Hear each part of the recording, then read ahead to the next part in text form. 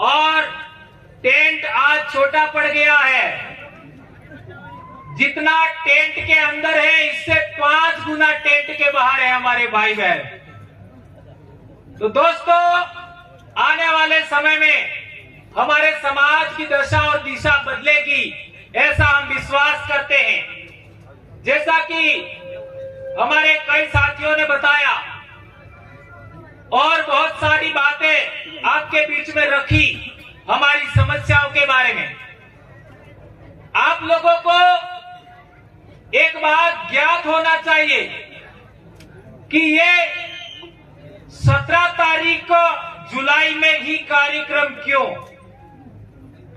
ये बहुत बड़ी बात है। 17 नवंबर 2013 को मानगढ़ हत्याकांड हुआ था, बोलो। तो उस दिन कार्यक्रम करते, बेशक उस दिन कार्यक्रम होता है, फिर ये 17 जुलाई को ही कार्यक्रम क्यों किया जा रहा है?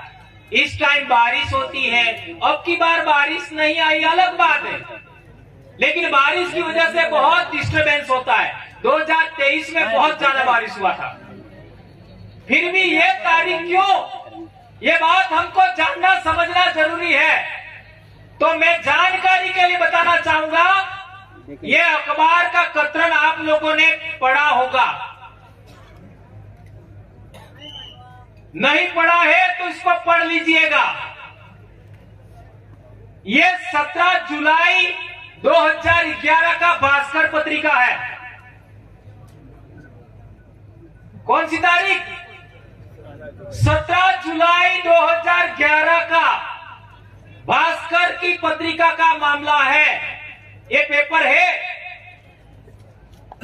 और संविधान में हमको 5वीं अनुसूची के तहत अनुच्छेद 244(1) के तहत जो विशेषाधिकार दिया गया, शेड्यूल्ड एरिया बनाया गया, अनुसूचित क्षेत्र बनाया गया, जिसमें हमारे जल जंगल जमीन सहित आरक्षण सहित हमारे विशेषाधिकार है, उसको पूरे इलाके को खत्म करने की योजना ये पेपर में है।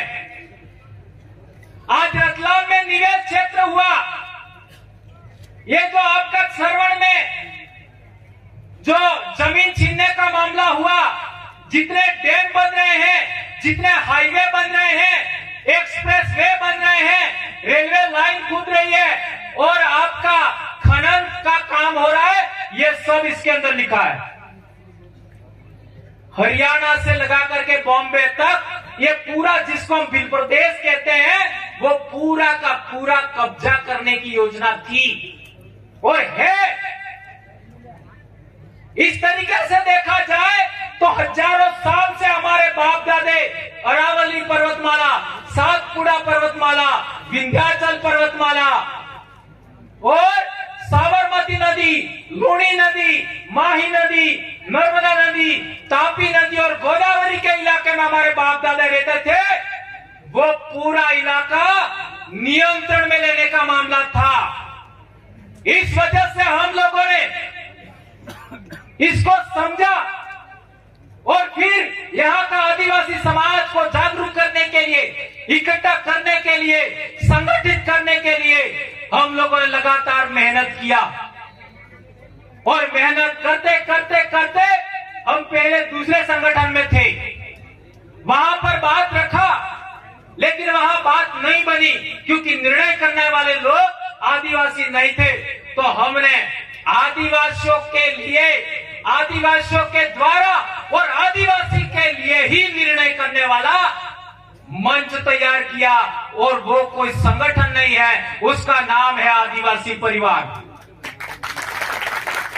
आदिवासी परिवार का कोई अध्यक्ष नहीं है, इसलिए कितना भी बड़ा आदमी होगा वो जाजम पर बैठेगा, मंच पर कभी नहीं बैठेगा और उसके तहत ये कार्यक्रम आज हो रहा है। एक बात और कहना चाहूंगा कि हमारे आदिवासी इलाके के अंदर आप लोगों ने देखा होगा, सुना होगा, समझा होगा, हमारी बोली में एक कहावत है, क्या?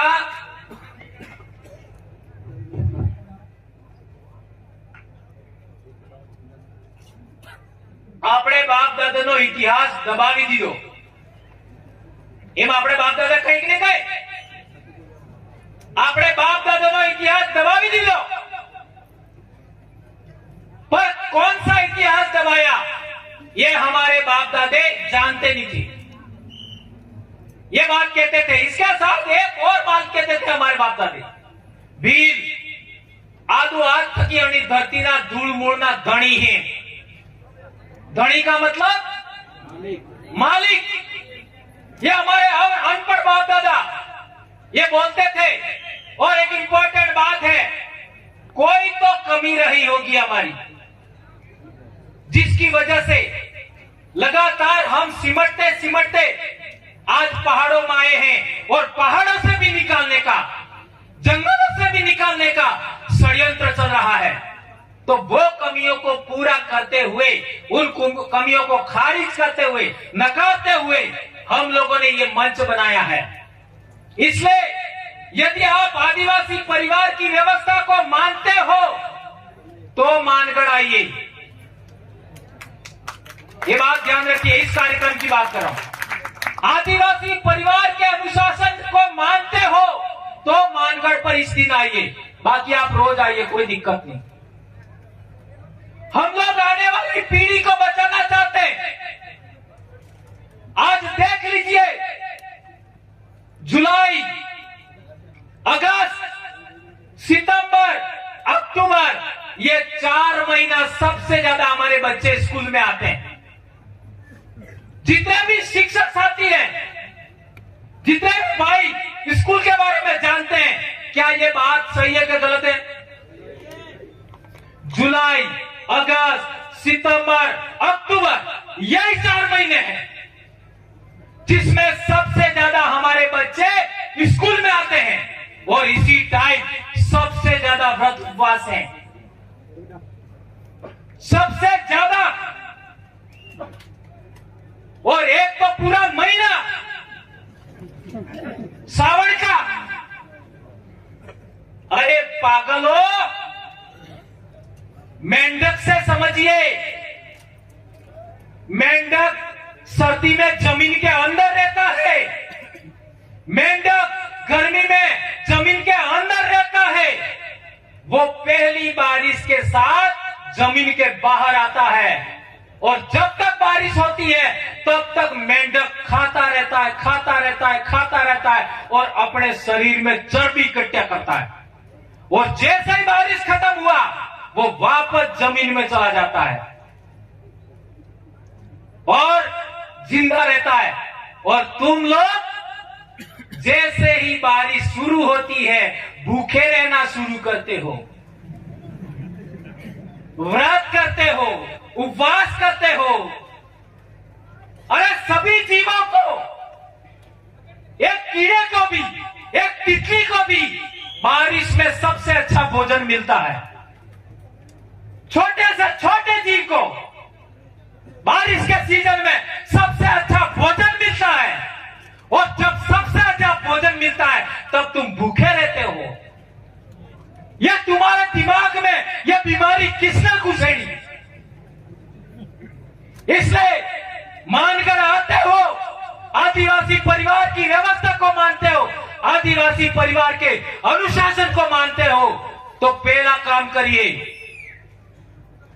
दिन को दारू कभी नहीं पिएंगे. क्या ये बात मानोगे? अरे मार कालिया नो खून तमार में है तो मानो क्या? भीला नो खून तमार में है तो मानो क्या? ने बेरड़ जो बीस रहता ने मानो का. हाथ ऊंचा करके बताइए, दिन को दारू पियोगे कि नहीं पियोगे? आज के बाद कभी नहीं पियोगे दिन को दारू.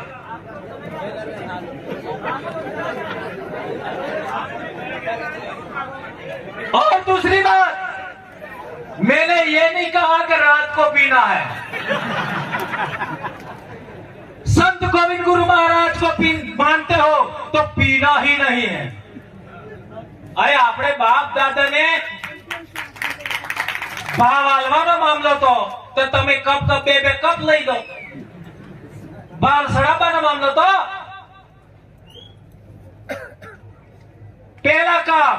दूसरा काम, हमारे बच्चे 8वीं क्लास में आते हैं तो थोड़ा सा कपड़ा उल्टा सीधा पहनते हैं, बाल उल्टा सीधा काटते हैं और इधर उधर देखते हैं, बदमाशी करते हैं। बात राइट है कि गलत है? ये हमारे सबके बच्चे करते हैं, आपका भी करता है, मेरा भी करता है, सबके। और हमने भी किया है, हमें हूं दूध न दवाएगा। यह प्रकृति का नियम है, सब करते हैं 8वीं क्लास में।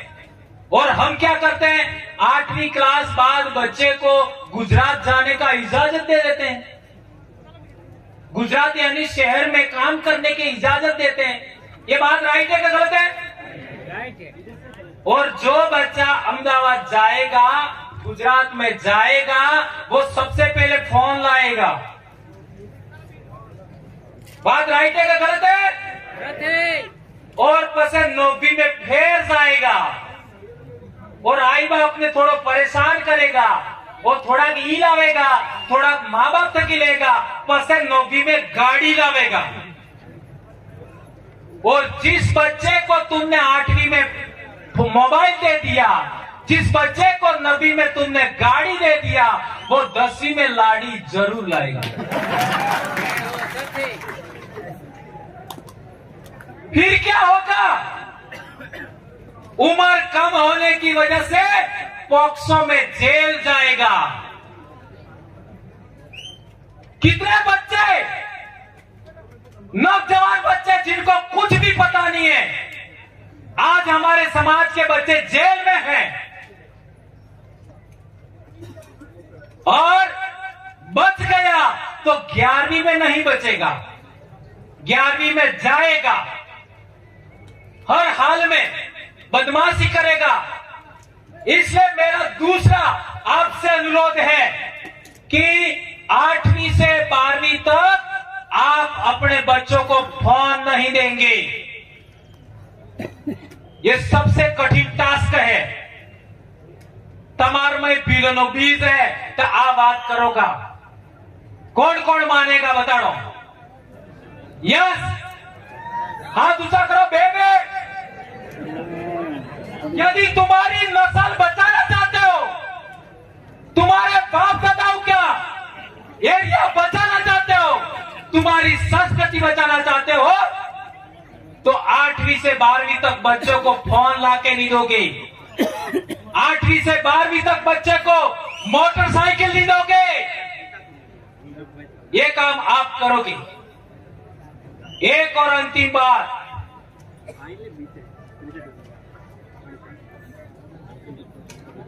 हमने देखा है कि हमारे बच्चे सोमवार को स्कूल जाने के बजाय व्रत करते हुए मिलते। पढ़ाई से ही उन्नति होगी, व्रत से नहीं होगी। ये हमारे खुद के बच्चे हमने पैदा किए हैं तो उनको समझाना है। एक और बात, हमारे समाज में ट्रेडिशनल नॉलेज बहुत ज्यादा है, जिसको कहते हैं परंपरागत ज्ञान। आ महीनो आषाढ़ नो महीनो, आषाढ़ ना महीना में हमारे प्रकृति पूजा के 2-3 आपका त्योहार है। एक तो होता है आषाढ़ी 20, ध्यान रखो, एक आषाढ़ी 5, एक आषाढ़ी 11 और एक आषाढ़ी पौने। कटला सचा 20, 5, 11 ने पौने या शारदाड़ा। मध्य प्रदेश में क्या क्या होता है पता लगाओ, गुजरात में क्या क्या होता है पता लगाओ, राजस्थान में क्या क्या होता है पता लगाओ, इसका क्या महत्व है ये पता लगाइए। महाराष्ट्र में भी। और एक बात, हमारा जो आषाढ़ का महीना है वो मकाई के नाम, जंगल की वनस्पति के नाम समर्पित है। सावन का महीना हमारे समाज की परंपरा अनुसार, हमारे ट्रेडिशनल नॉलेज के अनुसार सावन का महीना है वो सोकने नाम, हाड़ ने नाम, धान ने नाम और आपका पहली उपज के नाम होता है। और भादरवा का जो महीना होता है वो धान की आपका पहली आवक के नाम होता है। और आश्विन महीना होता है वो हमारे समाज की मान्यता अनुसार नव सृजन करने वाली शक्ति की उपासना का होता है। और कार्तिक महीना होता है नई उपज भंडारण का होता है। इसलिए मैंने कहा कि जुलाई से अक्टूबर के महीने को आप लोग अच्छे तरीके समझेंगे, ऐसा मैं मानता हूं। ये जो सफेद पगड़ी है इसका क्या महत्व है? आप लोगों ने देखा होगा अलीराजपुर और मध्य प्रदेश में, बहुत गंभीर बात बता रहा हूं, याद रखो। झाबुआ, अलीराजपुर और दाहोद के इलाके में आपने देखा होगा कि हमारे शरीर पर कपड़ा कम होता है, यहां तक कि लंगोट होता है, लेकिन भील के सिर पर पगड़ी जरूर होती है। सही है गलत है? ये हो सथे। और वो पगड़ी का रंग कैसा होता है? सफेद। ये ध्यान रखो, शरीर पर कपड़ा कम है, इसके बावजूद भी पगड़ी जरूर होगा और सफेद होगा। यदि किसी भील ने अपनी पगड़ी उतार करके किसी को पगड़ी दे दी तो क्या महत्व होता है? उसके सर पर रख दी तो कितना महत्व है उसका? और किसी लड़ाई हो रही है और किसी भील ने पगड़ी उतार करके बीच में डाल दी तो क्या होगा? कितना भी बड़ी लड़ाई होगा रुक जाएगी। यह है पगड़ी का महत्व। और एक गंभीर बात, अलीराजपुर, झाबुआ, आपका दाहोद की बात बताता हूं। यहां के भील जिस तरीके की धोती पहनते हैं वो धोती का रंग कैसा होता है? सफेद। और जिस तरीके धोती लपेट के पहनते हैं ऐसी धोती केरला, तमिलनाडु, कर्नाटक, आंध्र प्रदेश, तेलंगाना में भी पहनते हैं। सही है गलत है? और एक बड़ी बात, भील कुंवारी लड़कियां मोटचाड़ी जीवी रीति कपड़े पहने, घाघरा चुन्नी, ऐसा ही साउथ इंडिया की हीरोइनें पहनती है। उसका क्या कनेक्शन है? साउथ इंडिया की पिक्चर किस किसने देखी? सबने देखी। तो वहां की हीरोइन जिस तरीके से घाघरा चुन्नी पहनती है ऐसा ही भील लड़कियां भी पहनती है। ये बात राइट है क्या गलत है? सही है? इसका मतलब यह हुआ भीली संस्कृति भारत की मूल राष्ट्रीय संस्कृति है। समझ में आया? राष्ट्रीय संस्कृति है। यहां का पहनावा, भीलों का, आदमियों का पहनावा साउथ इंडिया तक चल रहा है। भीलों की लड़कियों का पहनावा साउथ इंडिया तक चल रहा है। और बड़ी बात, हमारी मां को हमारी बोली में क्या बोलते? आई। ये आई अजमेर से कर्नाटक तक चलता है। और हमारी जो कुल देवी होती है उसको भी मताई कहते हैं। मोटाई, मताई, आई, ये महत्व होता है। एक और बड़ी बात है हमारी बोली का बात। हमारी बोली के बहुत सारे शब्द, अपने बारिश के अंदर छोटा सा खेत होता है जिसमें अपन धान का रोपड़ी रोपते हैं, इन्हें अपने हो गई छोटा सा डाबरी। ये डाबरी उड़ीसा तक बोलते हैं। इससे पता लगाइए उड़ीसा तक। बकरी, बकरी को क्या बोलते हैं हमारे? साड़ी, साड़ी बोलते हैं। ये साड़ी शब्द उड़ीसा तक होता है। इसलिए कहता हूं भीली संस्कृति और भीली बोली राष्ट्रीय है, राष्ट्रीय स्तर पर है। और एक इंपॉर्टेंट बात, पूर्वज पूजा। हम बाबा डोकरा की पूजा करते हैं, बाबा देव की पूजा करते हैं। जरा मैसूर के इलाके में तो जाओ, कर्नाटक में मैसूर शहर के अंदर हमारी यही पूजा पद्धति बाबा देव वाली, सीरा बावसी वाली। दाहोद का इलाके में सीरा बावसी बहुत ज्यादा, हमारे चिकली गलियाकोट में भी है, हमारे इलाके में भी है। ये आपका मैसूर शहर में भी मिलेगा। ये बहुत बड़ी बात आप लोगों को ध्यान रखना होगा। एक और बड़ी बात, हमारा परंपरागत ज्ञान की बात। हम लोग कहते हैं कि हम प्रकृति को मानने वाले लोग हैं, तो आदिवासी हर एक काम इस सर्कल में करता है, प्रकृति चक्र में। सही है गलत है? सही है। हर एक काम अणे फेरे ने बीजा कणे फेरे करे, अणे फेरे बीज अणे फेरे फरे ने बीजा अणे फेरे फरे। ते पेला ने તમે એક કેવી રીતે બતાડો? બળદ જાણો? બળદ ઓળે આકા બળદ, આના બળદ ને એમ ફેરા ફેરવો તે ફરેગા ને એમ ફેરા ફરવો તે नहीं भरे भरे सी। फरेगा? नहीं भरेगा। दिग्विजय सिंह जी फरेगा? नहीं फरेगा। बळद अणेच फेरे फरे।